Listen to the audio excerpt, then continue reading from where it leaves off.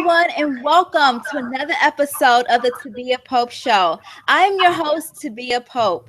Thank you to all of our viewers and YouTube subscribers. If you haven't already subscribed to our YouTube channel, please do so, and I thank you in advance.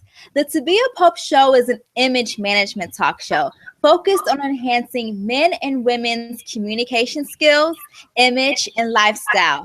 On today's episode, I'll be talking personal branding and how to gain national media exposure. My guest for the hour is Michelby Whitehead.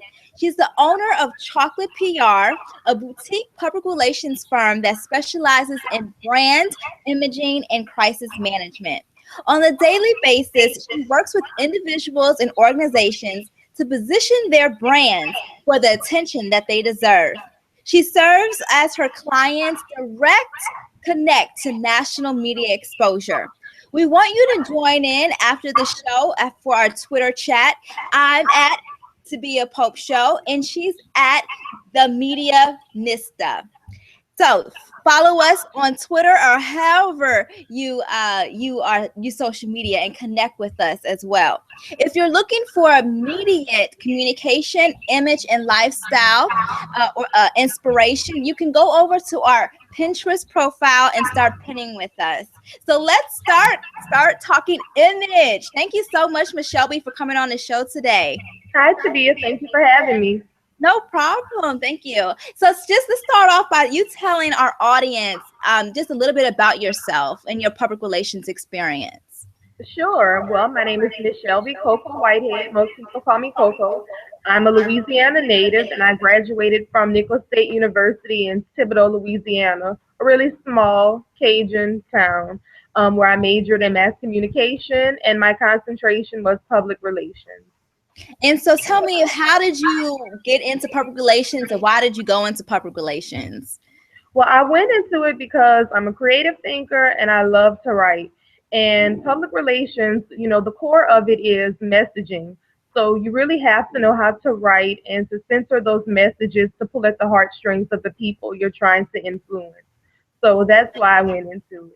I love that. And so what happened after you graduated? Who did you work for, and how did you gain that key experience to get your foot in the door? Well, I worked for a nonprofit organization called Acorn. I worked at their national headquarters, which was based in New Orleans. Absolutely loved the job. I served as their online communications coordinator for about a year until everyone got laid off due to the founder's brothers stealing $1 million. But that experience was very key because that type of scandal is definitely crisis management, and it taught me a lot. So I enjoyed working at Acorn. I love that. And so what are some of the other opportunities that you have been afforded in the public relations realm? Okay, well, in public relations, I've worked with people such as Real Housewife of Atlanta's Kenya Moore, dynamic speaker Lucinda Cross, celebrity hairstylist Tequila Riley, celebrity makeup artist Tony Acey, who is also the glam director for Black Girls Rock. So those opportunities have taken me many places, like the Essence Music Festival, award shows, just so many opportunities.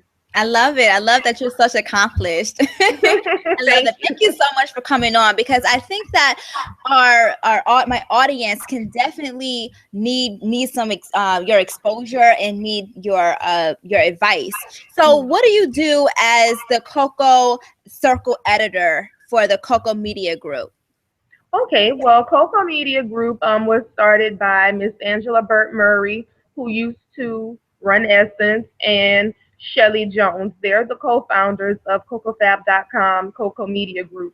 And CocoFab is like the resource for women of color: beauty, fashion, lifestyle, business, parenting, relationships. Is that resource for women of color. And I serve as the Coco Circle editor. And that is the collection of women who write and share their blogs from their perspective.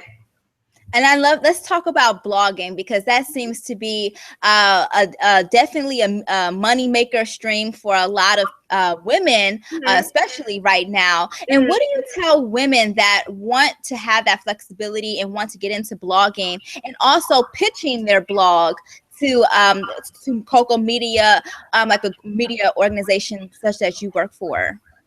I think first and foremost, I would tell people that blogging is a fun hobby, and it feels like just something that we do because we like it. But if you really take it seriously and see it as a business and a brand, you can go so far with it, because people look for bloggers to influence the customers that they're trying to attract. Companies will pay you thousands of dollars if you can help them reach their audience. So don't just take blogging as this is something I do for fun, or, this is my little side thing. Take it as a serious business that you're trying to build. I love that. And even when we talk about sponsorships and gaining that, you talked about alignment. Can you talk about how do you get your brand aligned with an organization, and how do you go about making those decisions? Well, first of all, figure out who you are as a brand, what you represent, and who you want to attract. And from there, you can figure out the people that you need to connect with to help you to grow your brand and your business. Just because Pepsi is popular, that doesn't mean it aligns with your brand, because you're a personal trainer. Soda isn't good. So you want to get with energy drink companies that align with your brand. So figure out who you need to connect with before you reach out and build those key relationships. And that goes right back to also personal branding, even if you're not a blogger, but just in the social media world now. I think a lot of people are geared towards, I have to have this many followers, but I always talk about making sure that those followers are your supporters, and making sure that they are supporting your business, and that they transfer over to becoming your client, right? So it's not so much about having this big following, but how are you utilizing your following, and are they supporting you in what you're doing in your business? And also, when we talk about branding, it has to be authentic to who you are. And do you have any advice, I'm sure from working with your clients, on just how to be authentic and making sure that that brand, says that this is you, this is your message, this is I think it talks about when you're authentic, people are drawn to you, and knowing that you're the go-to expert in your field for whatever it is that you're good at, that you've made into your business. And can you talk about just a little bit about that? Yeah, I'm going to talk about that, but I want to go back to what you said about followers. Followers are cool, but like you said, if they're not impacting your bottom line and helping you to spread your message, then it really doesn't matter. And a lot of people are suggesting that you buy followers. So you buy followers, you've got millions of people following you, but are they going to buy your product? Probably not, because that's not your tribe. They're not aligned with what you are trying to put out there. So they're not going to do that call to action and come to the conference, buy the ticket, read the book. So you want to think about that when you're building your fan base. Exactly. Building your fan base. And that can take, as for an entrepreneur, from a small business standpoint, that can take years to build an adequate following of supporters that will come to your events, that will purchase and buy into whatever product or brand that you're selling, right? And it takes time. And I think a lot of entrepreneurs get discouraged because they're looking at someone else's middle chapter or their end chapter, or, and they're still on their beginning chapter. But we have to take everything into perspective and know that God is going to he's already ordering our steps, right? And that he's going to put people in your life that are going to help you position yourself to become who you want to be. But you got to do the work. I always say you have to do the work. There's a lot of people that just think it's going to happen overnight, and that these people are going to come out of nowhere and buy into whatever they have going on. But no, it takes work. It takes using different mechanisms such as video blogging, or a blog. It takes going out and meeting people, doing speaking engagements, doing things for free sometimes, pro bono when you first start out, but also knowing how to price yourself, so when you start getting those clients, that you're not pricing yourself too low as well. Do you talk to your clients about that as well? Yes, I do talk to my clients about that, to my entrepreneur clients about that, because at the end of the day, you want people to say, that brand rocks, that brand is great. What they're going to leave saying is, you know what, those cupcakes are really cheap. They're not going to say how yummy they were. They're going to say, yeah, go to so-and-so, because she's cheap, and she's going to let you get 500 cupcakes for $50. That's going to be the message they leave with, not how yummy the cupcakes were. So, yeah, she definitely wants to take that into consideration. And I love that. I love that point, because the word of mouth of especially as a small business owner, is huge, because it's usually your friends, it's usually your family. And I think a lot of times we give our family and friends a lot of discounts. And I think it's very, you should know that starting out and having a small business, if the people that are going to support you are going to invest in you and are not going to ask you for discounts all the time, and they're going to want to appreciate that you are a brand, or that you have this product, and that you have this service, and that you do it well, right? And so they're going to come to you because you are who you are, right? And that's how it should be. It shouldn't become, oh, I'm going to go to this person because I know I can get, she'll do it for free, right? Because then that is diminishing your brand quality as well. Yes. So let's just talk about chocolate PR. I know you recently had a client on the Tom Joyner Morning Show. Can you talk about her name is Joan Wright-Good, and I know she's a speaker, an author, and an entrepreneur. And I just want you to just tell our audience, how did you help her get on the Tom Joyner Morning Show? Okay, Joan is probably watching, so hi, Joan. Thanks for tuning in to the Tabia Show. But Joan, like you said, she's an author, entrepreneur, and a minister. And the key thing about pitching is, most of the time, probably like 99.9% of the time, you can get the placement if you are studying what the current trend and topic is in the media, and if you can make it fit with your client's platform and pitch it, you will most likely get the placement. So the hot topic at the time was Terry and Rebecca Cruz doing the 90-day sex fast. Joan, being a minister, this is something that she can talk about. She's married. This is something that she can talk about. So immediately, I sent the pitch to the Tom Joyner Morning Show, and within 30 minutes, I got a yes. That's excellent. They wanted to have her the next day. That's excellent. That's excellent. That's excellent for both of you. And to know how to follow those trends, know your speaking topics. That goes back to knowing your niche area.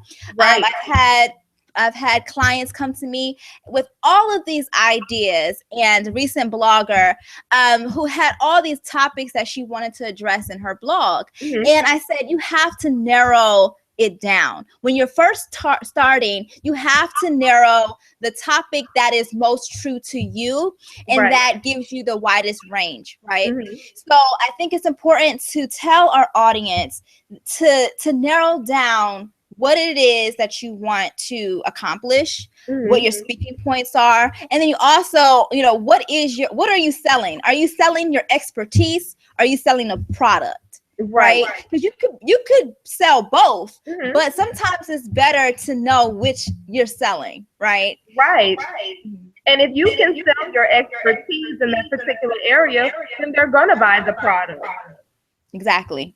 And sometimes you have to put yourself out there as that brand and having that expertise, and then I have a book, Exactly. right? So I think you also have to look at it from that standpoint. Mm-hmm. Is there any other advice that you would give a person, an entrepreneur, an organization, any client that you have, or that's Mm-hmm. maybe watching, any personal branding and image consulting advice? Because how do those two fit? I want you to just explain, how do those two fit, and then what are some of the advice that you would give them? Okay. Ultimately, your image is going to be the voice of your brand. So if you're this squeaky clean mother figure, you sell pajamas and cooking utensils and all the Martha Stewart like products, you're not going to want to align your brand with something that's totally opposite of it. If you are a Christian speaker, you're not going to want to align your brand with something that's totally opposite of what your brand stands for. So whenever you're doing events and soliciting sponsorships and things of that nature, you want to make sure that you're aligning with companies and other individuals who can support the platform that you're building so that you can remain authentic to your audience. Yes, I love that. And as an image consultant, I approach image consulting from a holistic standpoint, because I Hmm. believe that it's not just enough to say it's your brand, but it's also how you communicate. It's also, especially if you're going to go on the speaker circuit, right? You have to work on your presentation skills, right? It's all about your visual appearance, right? If Hmm. you're going on doing media training, and I work with clients with media training, and making sure that they're able to pronunciate, then Yes. what their image looks like, Hmm. right? And then also their self-packaging, so there's of their skills and their expertise, in which we talked about. So I look at it from a holistic standpoint. Do you look at it from that standpoint as well, or how do Yes. you view, what is your view of image and branding? Yes, I definitely look at it from a holistic standpoint. You want to be as authentic and true and organic as you possibly can. And you don't want to just constantly like sell yourself, but you also want to think about how can, especially if you're trying to go to someone that is prominent, right? Hmm. You want to ask them, what can I do for your brand? And you don't want to just always be about yourself as well, right? You don't want to always just Exactly. market what you can do, but also what, have that mutual respect for each other, and partner with that person, but also come to them asking them, this is my brand, and let's see how we can help each other. Exactly. And that's going to help you get the media placements because people want to know that you can solve a problem. If you can solve a problem that people want an answer to, most likely you're going to get that placement. And then they'll invite you to come on again and again and again. And before you know it, you've positioned yourself as an expert. So definitely offer something. Don't just come into the picture, trying to gain something, to have something to offer. I love that. Thank you so much. So let's end with just talking about what's next for your brands, your personal brands. Okay, well, I know that as a public relations student, you're in school, you're doing the book work, and then you graduate and you think, okay, huge job, corner office, red carpet events, et cetera, et cetera, et cetera. You've got your degree, but you didn't get any experience. And the degree is great, but experience is really what's going to get you the job. So I would suggest that you intern as much as possible. And next year, I'm going to offer internships to PR students, and I'm also That's going to excellent. do. Thank you. I'm also going to do some events called Muffins in Media, where I go to different colleges and universities and I talk to the students, not just about PR, but careers in communications overall, be it journalism, broadcast, those type of things. And we're going to talk, have good conversations about industry and have muffins. So that's I what it's love going to that. be about. I love that. Well, the Tabia Pope Show is all about mentoring. I think Mhm. that's something that's kind of lacking, even in the media today, is that there's not a lot of shows that just focus on the mentoring aspect and giving back to the young professionals that are coming up into the industries, Mhm. different industries. And every industry has their own way of communication, what communication skills are needed, what Uh-huh. image is needed, right? There's Yeah. or how to self package yourself to even get your foot in the door, right, to that Mhm. industry. And that's so important. So that's what the Tabia Pope Show is all about, is helping, connecting the prominent, high profile professionals to mentoring and to Mhm. mentees, right? So can you tell our audience, if there's any mentees, potential mentees out there, how to get in contact with you? Definitely. You can visit my website, getchocolatepr.com, or reach out to me on Instagram. It's at the Medianista. Shoot me an email, and I will respond to you within 24 hours. And where are you located? I'm based in Louisiana. My clients are spread out from Texas, Atlanta, New York, and Florida. Florida. And then Mhm. just give me a quick for our audience, so they know what is the process into retaining a publicist such as yourself. Okay, that's a great question, and I wanted to touch on that before we close out. Mm-hmm. Before you choose a publicist, do your research, really do your homework, because I'm hearing from a lot of potential clients who say, they retained this person and the person said that they could do this, that, and the third, but they really didn't get the results they were expecting. Mm-hmm. Public relations is not just about, oh, I know a lot of people, I know this one, I know that one, I can hook you up. Love it. That's one aspect, of it. Yes, you want to be well connected. You want to, but how's your media list looking? Mm-hmm. Because your job as a publicist is to pitch that client Mm-hmm. for certain interviews in front of a certain audience to get them a certain end result. What's the media list looking like? Mm-hmm. Can this person write a press release? Uh, Mm-hmm. I had an incident where another publicist wanted my client to interview his client. And we said, no, we're not going to do it because it's not going to be a good fit for my client's blog. Have you tried pitching your client to the Huffington Post? And this publicist asked me, well, how would I go about doing that? And I'm just like, whoa. It was kind of like Toto ran to the back and pulled the curtain and revealed the wizard. Like, what do you mean? How would you go about doing that? You need to know how to pitch your client and who to pitch your client to. Mm-hmm. So when you decide to retain a publicist, these are some things that you should keep in mind. That's excellent advice. Excellent advice. And what is the range of retaining a publicist? What is, because Mhm. I think as especially as entrepreneurs and small business owners, thinking about the costs that are Mhm. involved in Mhm. building your brand, right? I think Mhm.